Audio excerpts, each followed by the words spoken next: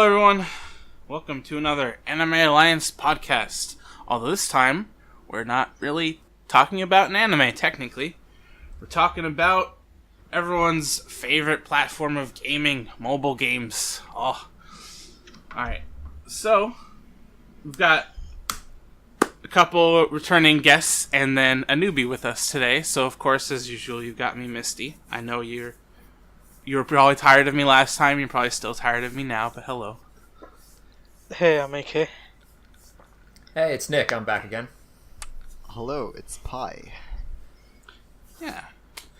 Alright, so we're here today to talk about Fate Grand Order, the mobile gacha money sink game for some people. Although I haven't actually spent any money on it yet. Have you guys? No. Did you guys ever spend any money? I actually haven't. No. Okay. I'm not sure if AK could, since you play the Japanese version. I don't know how that would work, but... To be honest, I don't know either. Wait, like, how would it be different? I assume we'd just be putting in a credit card, right? Or how does it differ? Well, I mean, would they take, like... They take like a Canadian North American credit card information, though? I mean, I guess It's probably Visa. would. Yeah, I don't see why not. Yeah. I mean, I'm still not going to do it, though, but... Yeah, I mean, it does seem like it's kind of a waste of money. It's really, really expensive. It's So, also like- not hard to get good servants, like, with just packing them. Yeah. Yeah, so I guess to give a little overview of what the game is for people that don't know what it is, in which case, I mean, I would imagine you have at least some idea if you're watching this, but okay. But it's sort of like I guess you'd call it like an RPG of sorts, like a turn-based RPG, where you have like just a bunch of like servants, from the Fate series, some actually from the anime or visual novels, some like I'm pretty sure exclusive to Grand Order. Please tell me Paul Bunyan's not exclusive to Grand Order. He is exclusive, sadly. Damn. So is Ishtar, sadly. Dude, just That's wait. true, that's One true. day she'll show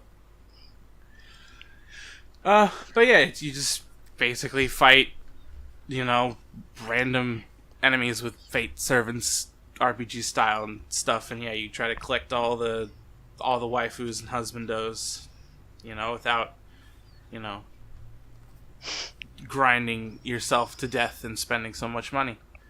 But yeah. I guess we'll just start with like the general first impressions you guys had of the game when you started it. Oh, dude. Like whether you how much you knew about it going in, like your enjoyment of it in the beginning and stuff like that. I do think we should start with AK because since I think your situation with the game is probably the most unique of all of us in terms of actually starting to play the game.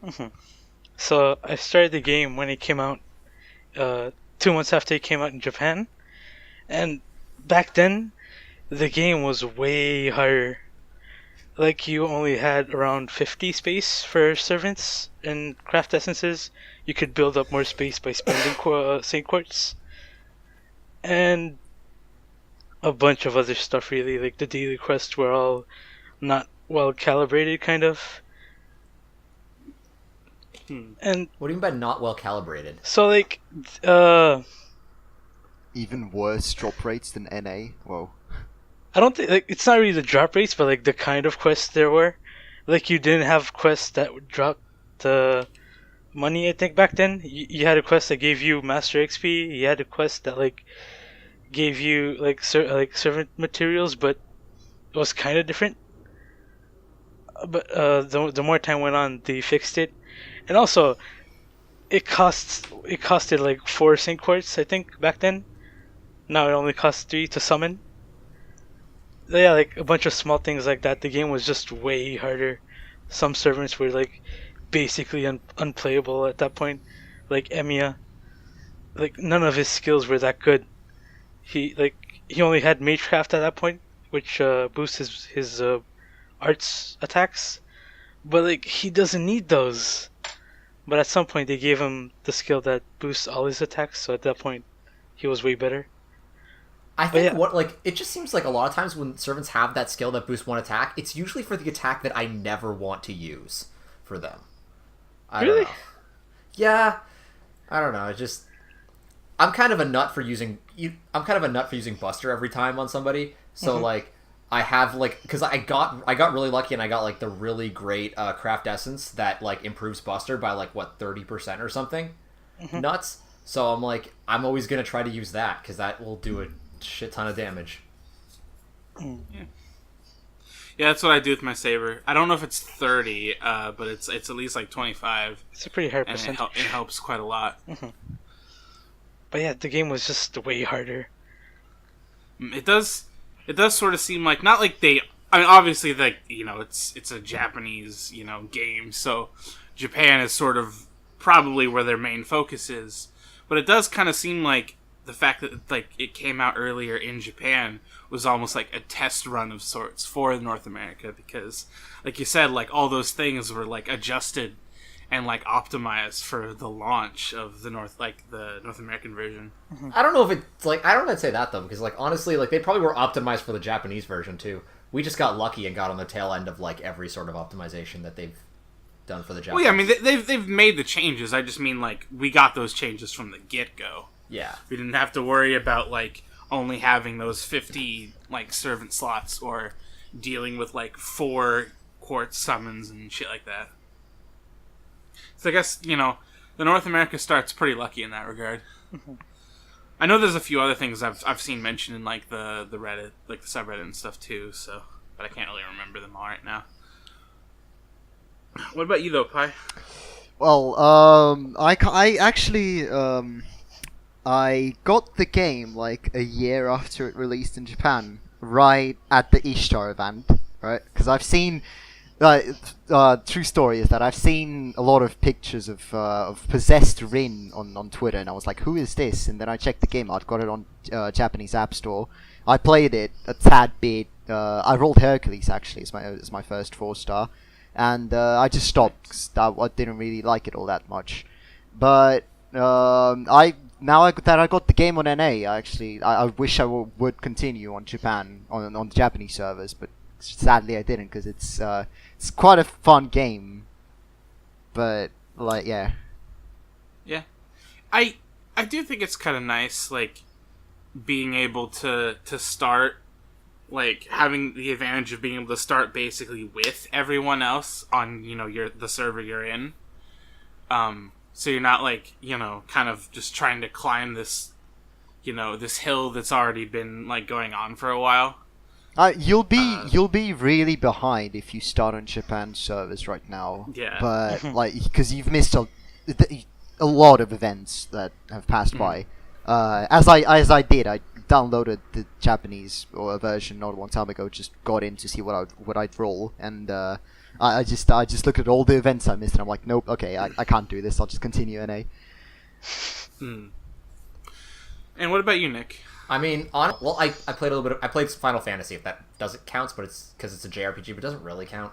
So, but anything related to anime, I've never played a game for, never played a VN, and so I was like, you know what, this is kind of fun, and I kind of got super hooked, and I got really lucky in the sense that then back to back, I got 2 5-star servants, and then I was like, okay, I'm hooked.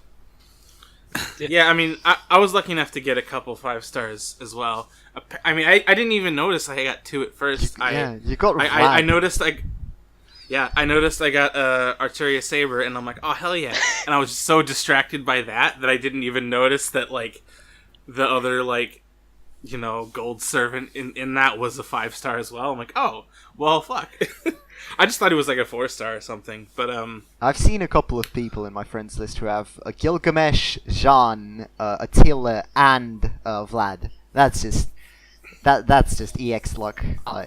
I've got Gil and the caster guy so far, the Elmeliel or whatever.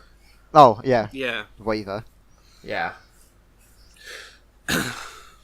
Yeah, some people are either just luckier with that, or I mean, either some of the people on my friends list are either like the luckiest people on Earth, or are whales that have spent tons of money on this game. There's just There's just no way that I feel like some of these people couldn't have spent a fuck ton to get like all these like 5-star servants and shit.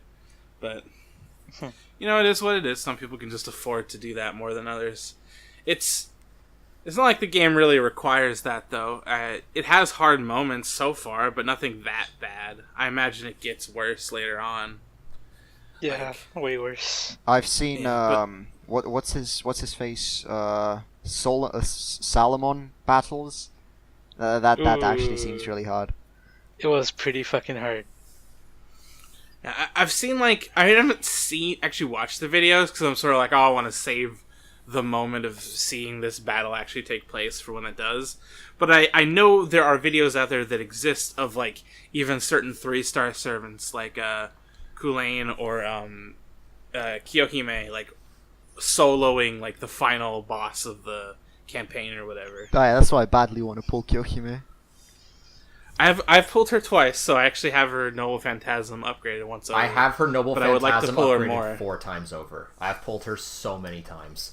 God, Oh, dude. give me some. Please. I've had like 50 Boudikas and 50 Medusas for some reason, but no Kyohime. I've pulled her, but I sold her like a retard. Here's the thing, though. Why? Like Why would you do that? Why would you not keep one? Because I heard somebody say that. Oh yeah, you should sell all the 3-star servants you get for mana prisms, and I'm like, okay. I mean, But that was a bad idea. Once you've upgraded their Noble Phantasm, sure, but and maybe some of them are just worth not even doing that with. I don't know, but I don't know, like, with her, I pulled her, like, a bunch of times, like, but after I already got a bunch of 3-star servants in her class up higher levels, just because I needed backups, because I like to play, like, whenever I see whatever is prevalent enemies, I pick servants that are going to be going to play to those enemies' weaknesses. So, like, I try to have, like, high-leveled servants in every position that I can be like, okay, so you guys are gonna throw a saber at me, well, I'll throw, like, whatever at you guys, and so, but I just already had like 2 in her position, so I didn't level her up. And so I was just like, she just sits there. I don't even use her at this point. I mean, if you got a better Berserker, you might as well. I mean, I've got 2 4-star but, Berserkers. I've got Lancelot and Tamamo Cat, so. I honestly think that Kyohime is better than Tamamo Cat in terms of I haven't really. damage. I've used her as a support a couple times, but I don't really know what to think of her. I mean, she she's seems okay. She's great at lower levels, I think. I think, like, she's really good at lower levels, and then once she gets about, like, north of 45, she gets, like, progressively less useful. And I think it's, like, kind of the inverse with Lancelot, is just because he has such low health, relatively speaking, for a 4-star, like, once he gets to, like, level 50-ish and above, he gets progressively more useful. Yeah, he's pretty good. I've used him with, generally speaking, when I play, when I get in the support slot, I just get a Berserker at this point. Like, the Berserker class is really good and just basically always useful, so there's really no point fussing with trying to be like, oh, which class should I take as my, like, support unit? Like, no, fuck, you just grab a Berserker. Yeah. That's all you really fucking need. And I generally speaking use him and Hercules mostly because, like, I don't want to grab a second Vlad and get myself confused. Even though it tells you, like, that you're picking, like, the support cards when you do. It's more confusing to have the same servant back to back. Yeah, no, it absolutely is. Like, I've done that numerous times. I'm like, oh, I got a servant combo, and it's like, nope, that one of those was the support servant. Yeah. Speaking of which, how often do you guys find yourself, like, still playing the game now? Like, do you play it as much as you did when, like, the game was launched and such, or? So nowadays I usually only log in on weekends for some reason. I think it's just like my phone's never fully charged or whatever, so I'm just like, I don't feel like playing right now. But like whenever there's an event, I do go all in. I don't know. For me, I kind of been dropping off just because I don't really care much for grinding in games unless I'm really, really invested. Like, the last game I really took to, like, the grind was World of Warcraft when I was in a guild. So, like, when it comes to, like, all I've got left right now to do is, like, grind for ascension pieces for my servants. I just have no motivation to do it until a new campaign comes out. So I've been like going on every so often just to run a daily, but not much. Yeah, it does become a grind very, very quickly. It does not take long to basically do everything, like story-wise, that the game has available to you. Because sadly they're keeping the content away because they're trying to. I don't know what's going on with the translation team, but they should probably release something soon. Because as I've heard, they're going to delay the Halloween event for some reason. Why? Because they're supposedly going to wait until Gouda Gouda releases fully in English in America before releasing it. It's like jokes and references. That's kind of dumb though. Like, if you're gonna have like an event for a specific holiday, that event should be on the holiday, right? It should, yeah. I mean, I don't know. Maybe they're not gonna delay it, but like, apparently they are. Yeah, but anyway, like, I've basically I've cleared everything. Got Attila to 90, and now I'm just going online, doing the daily scout, trying to get Kyohime, and then maybe if it's like a Friday. Then I try to get like 1 or 2 hard drops, which like the claws and hearts are both at 3%, so it's just it never drops for some reason. It never drops. Yeah. Yeah. And I have a list. I have a list of servants that I'm trying to like ascend and stuff, but I don't know. Like sometimes I can't even get the materials for them, so some days I just don't do anything. Some days I come on and do some dailies. Yeah, I do still play every day. Like, I if you look at, like, my login streak or whatever and total logins, they're the exact same number. I've never missed a day of it, but a lot of times it's not like I come in necessarily because I'm like, oh, I want to play Grand Order right now. It's sort of like, I have to because I need to, I don't want to waste my AP and have it just be sitting there and, I'm so proud of you. You've fallen into the vicious cycle. Dude, I can't believe you've been on that much. Yeah, I mean, thankfully some of the daily quests, like when there's not a half AP thing going on, like they drain your AP very quickly because they are expensive. Like if you just do the most, like, the highest level daily of each category, that's 110 AP right there. So oftentimes I'll just like do those or do a couple of those or something and then just put it away for a while until I'm like, okay, I'll play this again later once my AP is going to be full soon. Just grind dailies for the, like, Ascension item drops or anything else like that. Right now the event, or not the event, but the half AP thing is for, like, the actual story missions though. Which is good for getting, like, certain Ascension items that are exclusive drops to those, but man, they don't take very much AP, so you're just sitting there doing it for fucking ever. Yeah. Like the main one I'm focusing on is only 3 AP per battle, and like you can recover like a third of that by the time the battle's over almost, and it's like, god damn it, this is taking so long. I just want to stop, but I don't want to waste my AP. It's a commitment, like, I don't imagine most people play like that, but like the optimal way to play that game is to do that, is to be on a lot and grind and make sure you're not wasting that AP resource.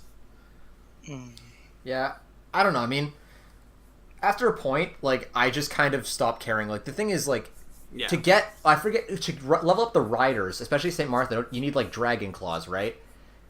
And those things take 5 ever to get. It's not even 4 ever. It's 5 ever. Like, it's just ridiculous. I hate that campaign. Like, I didn't like that campaign that much. So I just don't want to keep playing, like, the France campaign over and over and over again, hoping that I might get a drop. Yeah.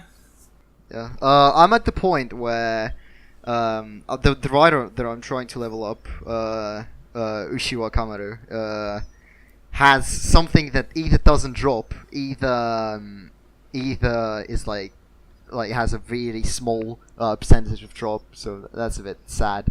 Riders, for some reason, are really hard to max out. Yeah.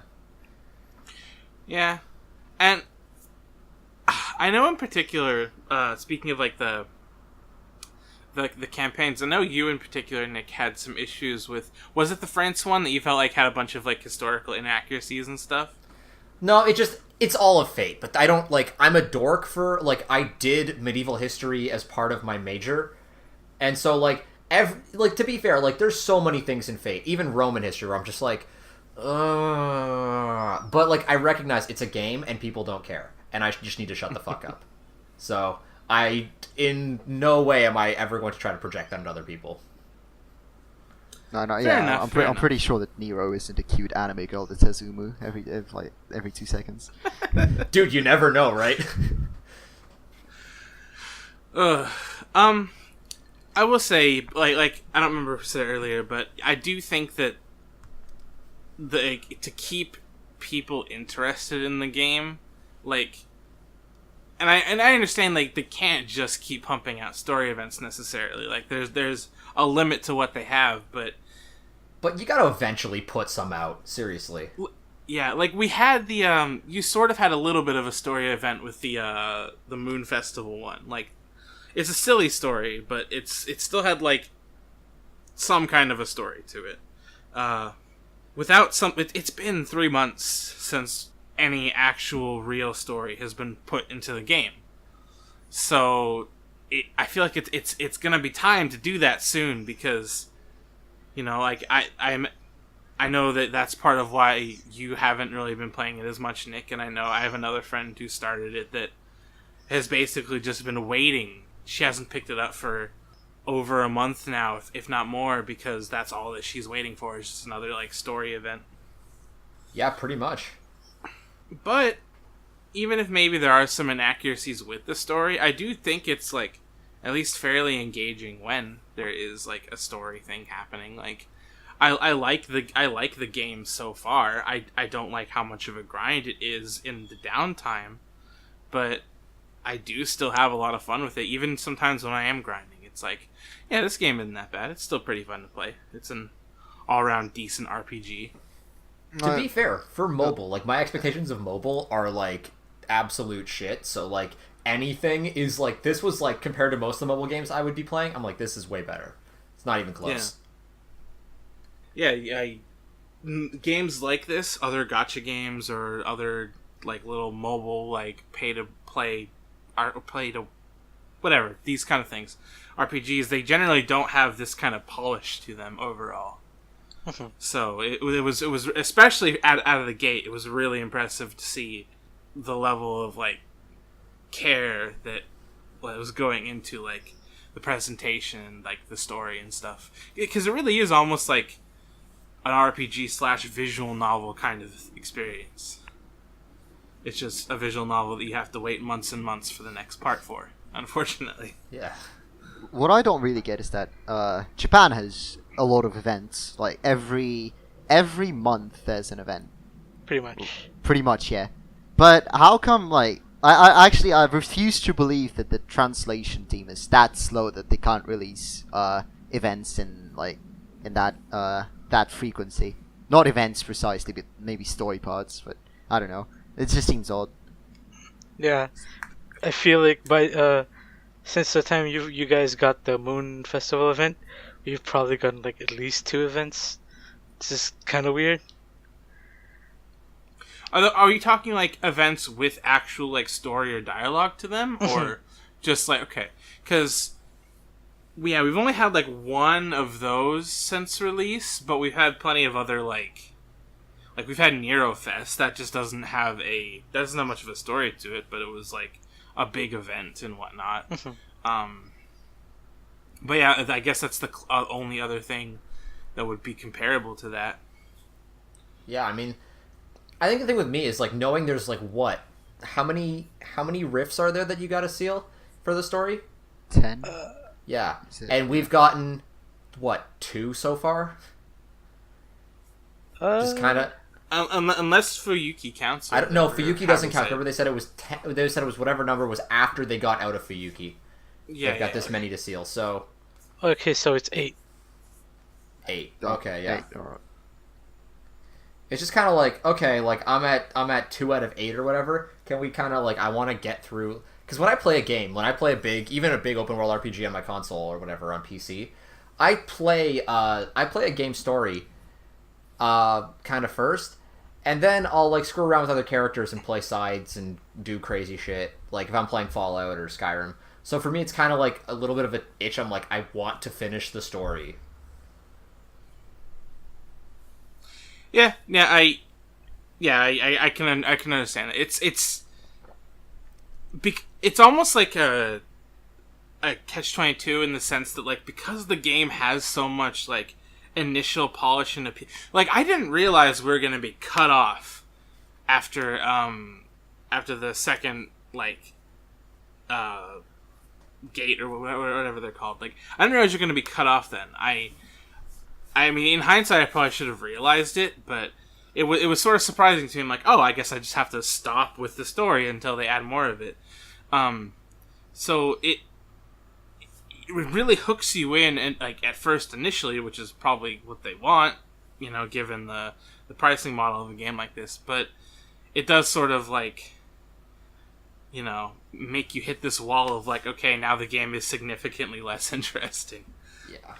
One thing They the also game have will- they also have a lot of servants to release. So I don't know. At least if they want to earn money, they could possibly like release some other servants than the current ones that we have. Like, when does Jack the Ripper come, please? When does Easter come out? Please already. Jack the Ripper is when London comes out, I think, and that'll take a while. Oh yeah, that would make sense. But yeah, one thing the game gets better at, the more it goes on, is like making the wait for the new story maps feel less like a thing, because the events are so fun. Like at some point, the events just become story maps in themselves, kinda. Like there was an event a while back, a summer event, and it was probably one of the best like things in Fate Grand Order ever. It's just a bunch of female servants chilling on a beach and like building it up. They build monuments and the amusement parks and whatever. It was just really fun. Yeah, having even more like interactivity with like the events beyond just fights and stuff would be pretty cool, and I know that there are a few that do that kind of thing. So I definitely look forward to a lot of those, because I've seen like a little bit of that summer event you were talking about before, like in a video or something, and I was like, oh yeah, this seems pretty cool. I wanna do this. And like the wait for new story maps is pretty long. Like the time it took for the current one and the last one was, I think, 4 months, but it didn't feel like it. It was just like, oh yeah, there was like a bunch of fun events in the meanwhile, and then the story map came, and it was really fucking hard. But yeah, it's just the game just like gets better in that way. I'm not sure what is keeping the North American servers from doing that, but hopefully Yeah, you guys get it soon. I mean, like, Well, the Japanese servers, like, as much as you can say, like, oh, translation's a thing, the Japanese servers literally programmed the events in these wait times. And, like, the North American server just needs to, the team just needs to translate the dialogue and then give it to us, right? Like, there's nothing, like, they're not re-scripting the events, they're not changing them, they're not changing the bosses or the fights, they're just translating it. Yeah. How long was the? Do you remember how long the period was between the launch of the game and getting the next like actual story event in Japan? Because I know you didn't start like right away, AK, but you started really early. I think by the time I started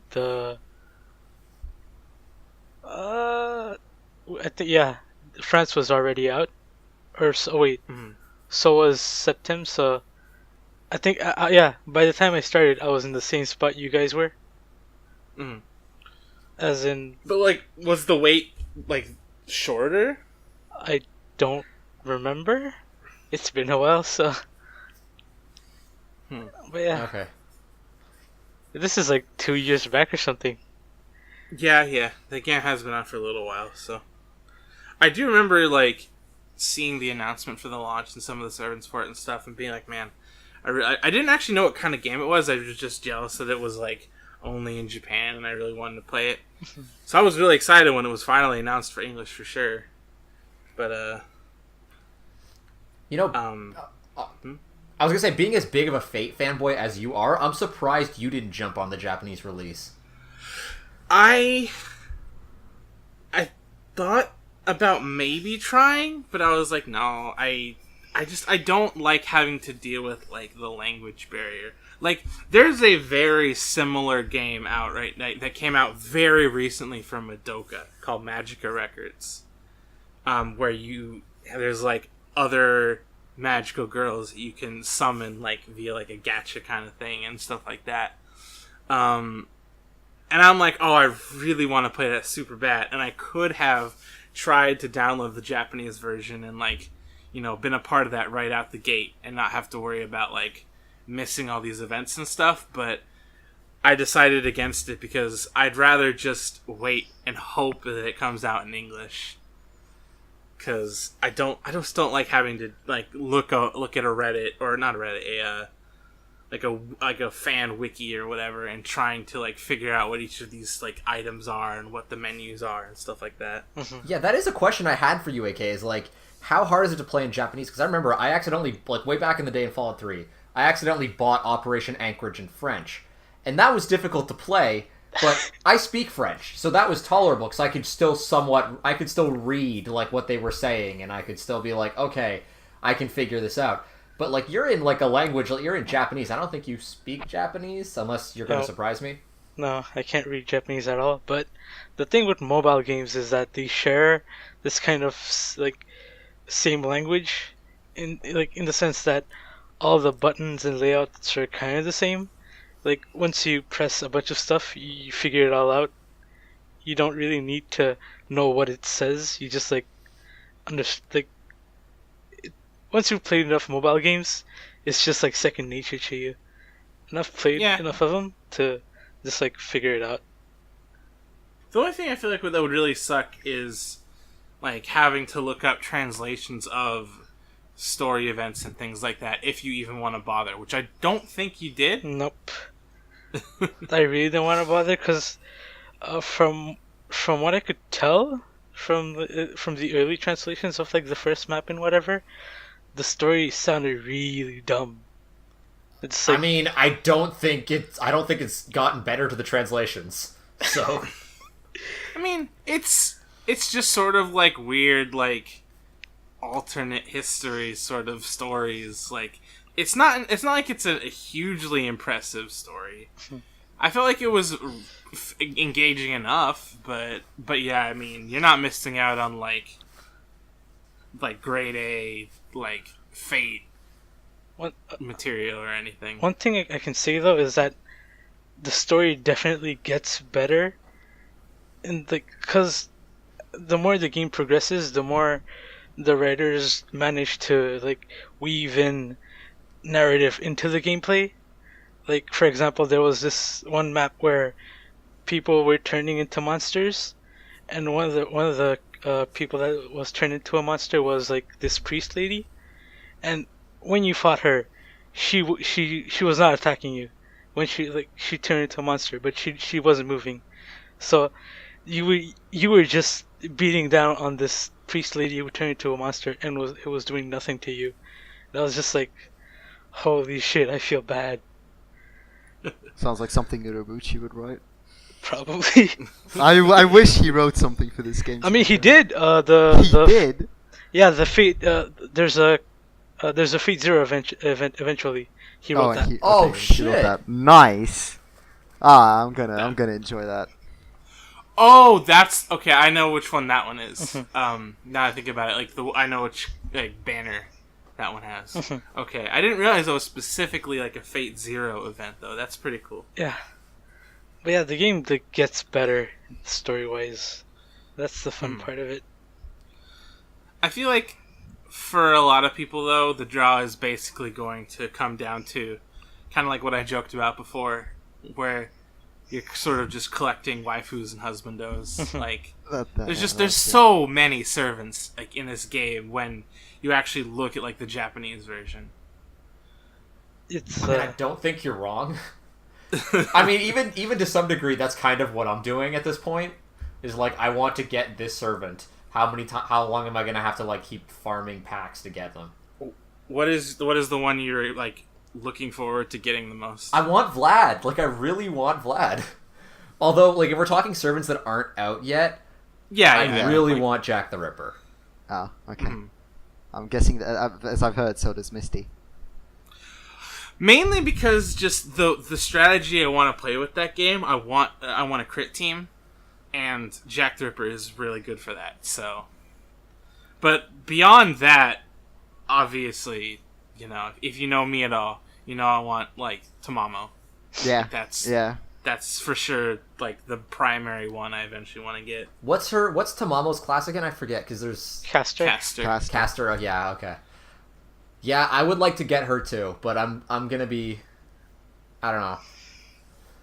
There's a lot of servants I want to get. I want to get Paul Bunyan just for the shits of it. I mean, he's super easy to get. You just like do some really easy quests and you get. I mean, he's only a 1-star, so I'm sure he's easy to get. Isn't his character model like giant too? Like he's like legitimately like 50 feet tall or some shit. No, not really. Oh. I think he grows in like the Noble Phantasm or something. Oh, I can't quite remember. Or I remember you showed me that picture exactly and I was like, you showed me that picture and it was like there were trees next to him and they were like tiny and I'm like, oh, yeah. His picture on the card or whatever implies that he's really huge, but I don't believe the sprite is actually that huge. That'd be really funny if it was. That'd be awesome. It would. I would just love using it just for the sheer value of that. I'm also a little like annoyed that they like made Paul Bunyan a female as well. Like, yeah, I don't really like some of them. I get some of them. Like, okay, sure, Paul Bunyan. I'm like, why did this one have to be made female, dude? I am like that nothing all about the time. Like, I had that moment. I was on VC voice chat yelling to you about why is Nero a woman? I don't get it. And I was just like. I've had this like so many times already with servants that I've given up. I'm done. I don't care. They can all be women. While I'm sure in actuality a lot of it does is because of the whole like, oh, you know, waifus are more appealing thing. But I would like to think that like part of the reasoning is that like there's just sort of a lack of many female people that could be heroic spirits realistically, so they have to like make certain male ones be female. But like when you actually look at the ratio of male to female like heroic spirits in the game, it's very much mostly female. I don't remember the exact numbers, but I'm pretty sure it's primarily female, so they don't really need to be doing that all the time. Yeah, I definitely think it's like waifus sell more. But it does kind of make me a little bit sad because like some really famous servants being female, just like why? I don't get it. Like maybe some of the lesser known ones, like because there are heroic spirits who kind of just like, you know, like who is that sort of thing. Like like you were just talking about Ushiwaka Maru, or who is the female, I guess makes sense. But like even what's the samurai guy, the 1-star samurai guy? Like he could totally have been a woman, and I'd be like, okay, I don't know who you are. Kojiro. Yeah, he's a Japanese historical figure, right? I think he's a made up character. Oh, is he a made up character? Okay, then he could have been a female, and I wouldn't have even cared. But hold up, does this game actually have like servants who are like full on? I mean, I know there's obviously one that is kind of a spoiler, but like I understand that one. But like they have ones like Robin Hood, which are based off of like, you know, fictional characters, but they still are a fictional character that exists. That's what I mean. That's what I mean. A fictional character. Kojiro is a fictional character that like exists. Okay, Yeah, that's what I meant. So that they haven't just like besides ones that are like specific to like the overall overarching like Fate universe. Ah. They haven't just made up anyone, right? Not yet. I don't think so. Okay. Unless I'm like really blanking out on like a single character or something. Kiara is Fate character. Yeah, she's in. She's in some Fate. Fate. Yeah. She's not. I don't think she's a real heroic spirit, but she is in Fate. So She was a master, wasn't she? I honestly don't remember. I don't. But yeah. It's just the rate at which they put in appealing servants into the game. It's just it brings me back every time. Like at some point they put in Merlin, and I was like, holy shit! I'm gonna spend everything I have trying to get him. And then I was like, fuck, I didn't get him. And then a few months later, I do definitely. Sorry, Sorry, go ahead. a few months later they put in Sherlock Holmes, and I was like, oh fuck, I gotta get him. I spent everything I had, I did not get him. But yeah, Merlin is a big one I want, just because he has a lot to do with like Saber's backstory and stuff. Especially since he's the best servant in the game. dude. That is a plus, but yeah. Low key, I do want Sherlock Holmes though.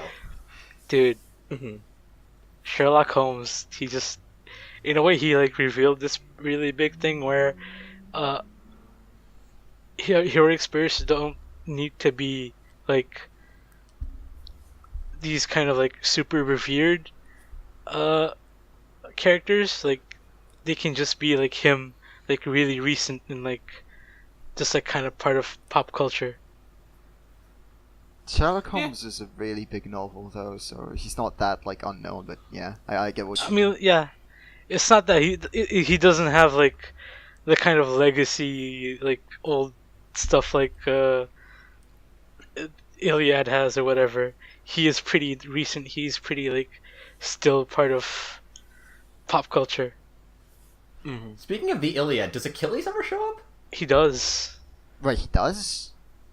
Oh, in the game, not Achilles yet. is in, I mean, Not yet. he's in Apocrypha. fucking Apocrypha at least. There's actually quite a few servants from Apocrypha that aren't in the game, or at least a few that I've noticed. Like, I don't think Achilles is there. Charon. I don't. Yeah, I mean, I don't know any of their fucking names. Who's the assassin lady on Team Black or whatever? Team Red, no? Team Red, sorry, Team Red. Yes. She just wears black. She is one I really, really want. Like, I like her quite a lot, and I hope she gets introduced into the game soon. Like, well, soon for Japan, and then 2 years out for America. Are you even still going to be bad. playing it at that point? Probably. That's a good question, actually. I think I probably will, but I would be surprised if I managed to keep up my, like, login literally every day streak. I mean, I know that for point, sure. But... I know for sure I will not be playing at that point. I think that's probably fair. Like, unless you're just really... I think that's ultimately, like, for anyone that is, like, a die-hard, just hardcore Fate fan, I do definitely think this is worth playing, and you would probably stick with it for a while, if not forever, basically. But, like, that's kind of, like, you have to be pretty into Fate, or at least care about it quite a bit to some extent, to really have a draw to this game, I think. It's fun, and it's well made for the most part, and I think even some non-Fate fans would enjoy it, but I don't know if any of them would stick with it. Yeah, I mean, unless they became Fate fans because of it. I mean, as the resident non-Fate fan in this podcast, I think my interest is very quickly dropping off.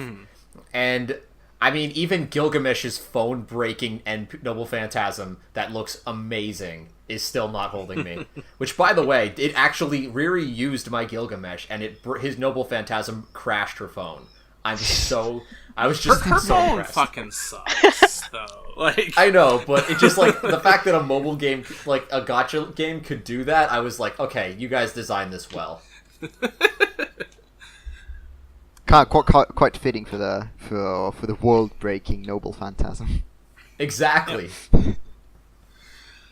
Alright, well, I guess let us wrap this discussion up with talking about the movie that came out a while ago. Oh, dude. Has everyone here seen it? I haven't, but I've seen some clips and Sakuga of it. Oh, it's shit. Can I just say that? Like, Yeah, it's terrible. I mean, yeah, you could say that. I didn't hate it, but like the thing about it is I watched it well before. I think I watched it before there was even an announcement that like the game was being translated to English. Mhm. It's just it's very much it just covers the prologue of the game, and very much like that's what the movie is like it doesn't really. It leads into a story, but then just doesn't have a story after that. If you're like just looking at like the anime side of things, And here's the thing It's a with that is too, it's like it just does the prologue and it stops at the prologue. Yeah. And the prologue is the worst written part of the entire game, in my opinion. So it cherry picks the worst section of this Grand Order story to make into a movie. It's like if you had picked like even the Rome arc or like the France arc, like those I felt like were better written campaigns than the prologue. If you'd done the movie about that I would have been so much more into it, just from the get go. I mean, obviously, like it would be weird for them to adapt like one part of the game without having included the prologue section. Yeah. But yeah, like, I think that it just. If maybe there was going to be more movies, like they were going to make a movie for each of the main story sections, like that would be kind of cool. Like I would be into watching that, and I think that this movie would have some purpose to it. But as it stands, it's basically just you're watching The prologue. the lead into a story, but then there's no story. Yeah, and it's even not all that well animated as well. Like Oh, it looks I'd pretty watch bad. it. I'd watch it if it would have amazing like animated scenes by like Ufotable or something. But it's not, and that's sad. I wish it would. Yeah, and I mean, I feel like it's like kind of okay. Like it's kind of worth watching for people who are super duper into Fate, just so that like because you'll probably want to play the game anyway, and it's kind of cool to see like some of the characters from the game actually like animated and speaking and things like that. But I mean, I think this studio is like kind of an associated with A1 Studio, because the only thing I've ever seen them from is like Moggy, the Sinbad Moggy spinoff, and I think Moggy's an A1 show. I'm pretty sure. And so like for me, like I knew right away. I kind of thinking like this isn't going to be like as good looking as the Ufotable ones, because I think these guys are A1. I mean, that would make sense, especially given the fact that A1 is the team Apocrypha. or the studio that took over for Apocrypha. That said, though, Shaft is getting in on it as well. They're doing the last Encore one. I'm looking forward to some Shaft. Fate. Oh man, dude, I want those Nero like Shaft head tilts. That'd be hilarious. Oh boy. in my life. I'm not gonna lie on one thing. If the Grand Order Special was my first exposure to the series, I would have stayed away from Grand Order forever. Just no. I'm glad I didn't, because ultimately I do enjoy Grand Order as a game, but I can understand where you're coming from, despite having I did watch the movie before I even touched the game. One thing I really appreciate this like Grand Order existing is it opened up like the floodgates for a bunch of already established servants. Like in the past, every time there was a new face story, you had to deal with a lot of creating servants. But now one thing they can do is just bring in already established servants from Grand Order. That way they already have like fan bases and whatever. Like they could just put in Sherlock Holmes at some point in any Fate story, and like Sherlock Holmes fans of the Fate series just flock to it. It wouldn't need to spend a bunch of time establishing his character. They would like already know a big gist of it. But yeah. All right, well, I guess, yeah, I'll, to close it off, going back to the game really quick, we'll just go down the list here and give some, like, final thoughts, things like that. So we'll start with AK, though. Like, what do you have to say about Grand Order as a whole? Don't worry, North American people. It gets better. Just I'm still kind of sad that I'm just waiting for it to get better. I think this is going to be one of those things where I just lose interest before it even gets better. I'm looking forward to a lot of servants that are coming out in the future, and I hope the drop rates improve on monuments and other items. never. Oh, Never. yeah. Yeah. The grind, it's like I was saying before, like, the grind is just tough, and things like monuments, oh my god, that is definitely the main thing that, because the grind would really not be that bad if, like, you could just get these things a little more easier and then move on to the next thing. but yeah, I think I'm on the same page. Like, the grind of monuments and shit is annoying, but all in all, I think it's an okay game, and I give it a thumbs up for people that are into Fate. If you haven't actually given it a shot yet, do it now before it's too late. Before it's not. Before you miss a bunch of events and shit like that. At the rate they're going, they're not going to miss many. Let's be real here. Yeah. Sure enough. Yeah. And don't worry, they do reruns the first year through. Are you that's serious? Yeah. Next year they're gonna rerun the first event, and so for like Halloween event, for example, they're gonna rerun the first one next year, and then they'll do the actual new one after it. So you're not gonna, if you missed something, you could just jump in and be okay for a while. I think one thing we should all ask ourselves is the main aspect of the game, the waifus. Actually, nobody has mentioned what their Fate waifu is in Grand Order. Oh, dude. So, AK, go ahead. Dude, Jeanne d'Arc. Oh yeah. It's like when you have her, it feels like you're playing a totally different game, because you can block noble phantasms, and like that just changes everything. It's fucking great. But yeah. God, I would, like, I want to get her just for that reason, but I don't think I'm going to get her. I don't know. I don't really have a Fate waifu, let's be real here. But, like, my favorite servant of the ones I have is Saint Martha, just because she was the first 4-star I got, and so I've just had her the whole time. That's the Miso voiced one. I like that. Yeah. I don't really. I mean, I have a couple. I don't have a main one, but like I've started liking Attila a lot now because she's a really good servant. She's one of the best sabers in the game, if I recall correctly.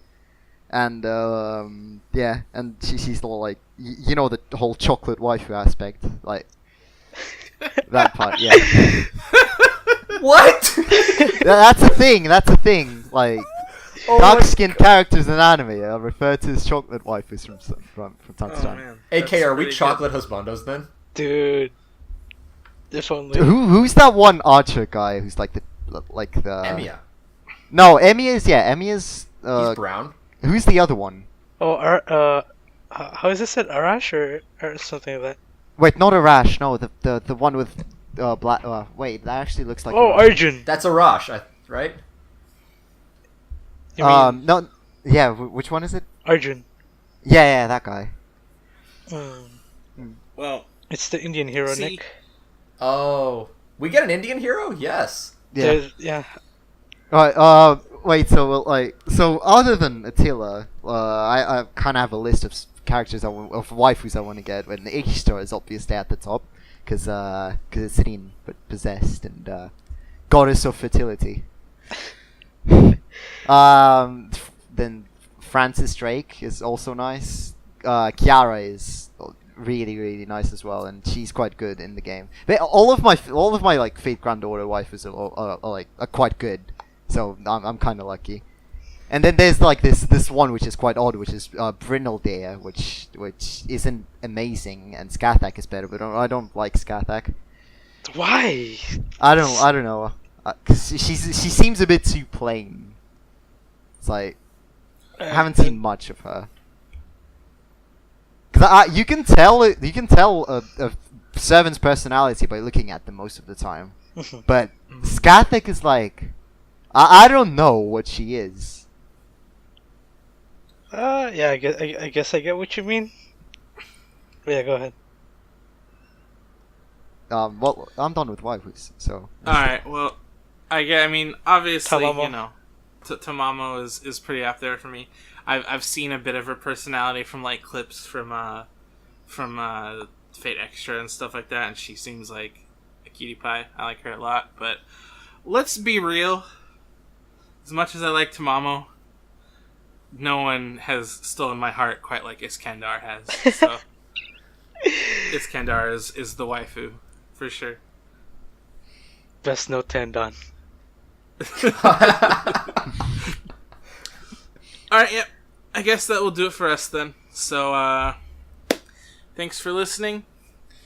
Whether you play the game or not, hopefully, you know, you enjoyed hearing us talk about it.